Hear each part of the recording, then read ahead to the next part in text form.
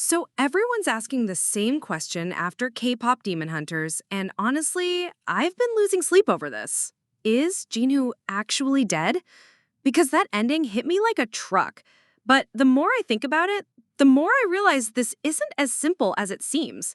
Like, yes, we literally watch him sacrifice himself and disintegrate on screen, but you guys, the filmmakers were way too smart to just kill off their most complex character without leaving some serious breadcrumbs. Today we're diving deep into what actually happened to Jinhoo, why his death might not be as permanent as it looks, and what this could mean for the sequel that everyone's demanding. Let's start with the obvious evidence that Jinhoo is gone for good. During that final battle, he makes the ultimate sacrifice by throwing himself in front of Guima's lethal blast meant for Rumi, and we watch his physical body literally disintegrate in her arms. His final words, "You freed me," hit like emotional devastation because after 400 years of psychological torture under Guima's control, death becomes his liberation. This sacrifice completes his redemption arc perfectly because he goes from someone who abandoned his family for power to someone who gives up everything to save the person he loves.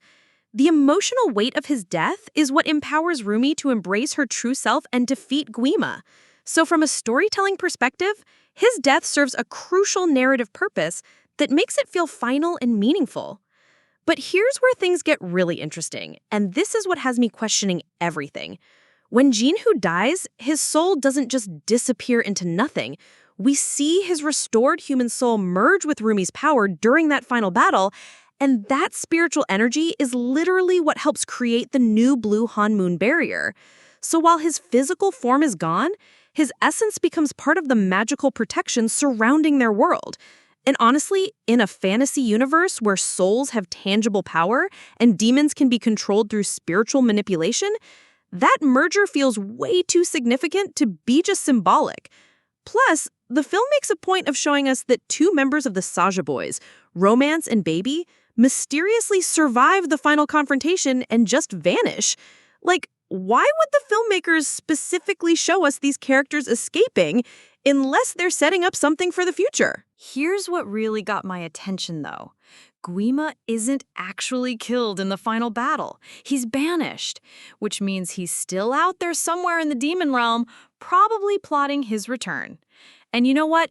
A guy who's been manipulating demons for centuries through psychological warfare would absolutely see value in bringing back his former lieutenant, especially if Jinu's soul is now connected to the barrier protecting humanity.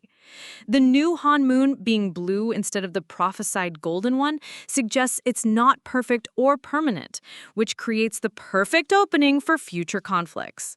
And honestly, the fact that Jinu's 400-year backstory was barely explored in this film feels like a massive missed opportunity unless they're saving it for future content. The fan reaction has been absolutely wild, with social media campaigns like #WeNeedSequel trending because people are devastated by his death and desperate to see him return. But here's the thing that makes me think the filmmakers planned this all along. In fantasy storytelling, especially in animated films targeting younger audiences, death doesn't always mean the end of a character's journey. Think about how many Disney and Pixar characters have died and returned in sequels, or how superhero movies handle character deaths. The fact that Jinu's essence is now part of Rumi's powers means he could manifest as visions during crisis moments, or his spiritual connection could allow him to communicate with her when she needs guidance. There's also the possibility that the surviving Saja boys could attempt some kind of resurrection ritual, or that Guima could restore Jinu as a pawn in whatever scheme he's planning next. What makes this even more compelling is that Jinu's character arc feels incomplete. We got glimpses of his tragic backstory about abandoning his family for demonic power, but there's so much unexplored territory about his 400 years as Guima's servant, his original human life, and how he became so skilled at psychological manipulation. A prequel storyline or flashback sequences could dive deep into his past while setting him up for return in present day. And honestly, the romantic subplot between him and Rumi was just getting started when it got brutally cut short. So there's definitely audience investment in seeing that relationship explored further, even if it has to happen on a spiritual level. So here's my honest take on this whole situation. I think Jinu is dead in the traditional sense, but his story is far from over. The filmmakers created just enough ambiguity and spiritual connection to bring him back if they want to, while also giving his sacrifice emotional weight and narrative purpose. It's actually genius storytelling because it satisfies the immediate need for his redemption arc while leaving the door open for future content. Whether he returns as a spirit guide, gets resurrected by surviving demons, or shows up in flashbacks exploring his backstory, there are multiple paths forward that could work. Let me know in the comments what you think happened to Jinu and whether you want to see him return in a sequel.